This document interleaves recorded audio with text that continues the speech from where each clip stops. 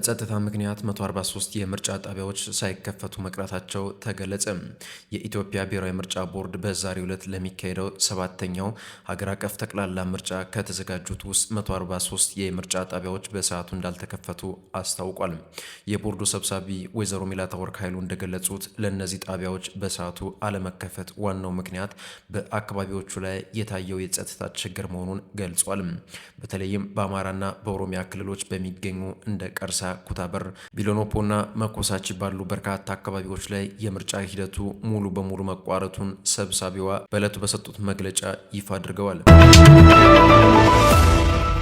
በቦምብ ጥቃት 2 ሰዎች መጎዳታቸው ተገለጸ።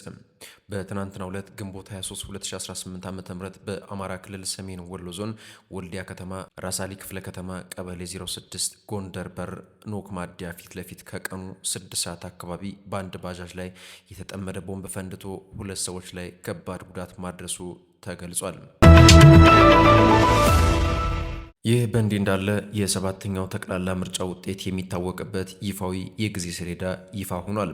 በብሔራዊ ምርጫ ቦርድ የጊዜ ሰሌዳ መሰረት የሰባተኛው ጠቅላላ ምርጫ የተረጋገጠ የመጨረሻ ውጤት ከግንቦት 27 እስከ ሰኔ 2 ቀን 2018 ዓ.ም ባለው ጊዜ ውስጥ ይፋ ይደረጋል ተብሏል። ይሁን እንጂ አጠቃላይ ውጤቱ ከመታወቁ በፊት ከነገ ማክሰኞ ግንቦት 25 ቀን 2018 ዓ.ም ጀምሮ በየምርጫ ጣቢያዎቹ ላይ ጊዜያዊ ውጤቶች መለጠፍ ይጀምራሉ ተብሏል። በተመሳሳይ ከግንቦት 25 እስከ ግንቦት 29 ቀን 2018 ዓ.ም ድረስ በምርጫ ክልሎች ደረጃ ጊዜያዊ ውጤቶች ይፋ እንደሚደረጉም ተገልጿል።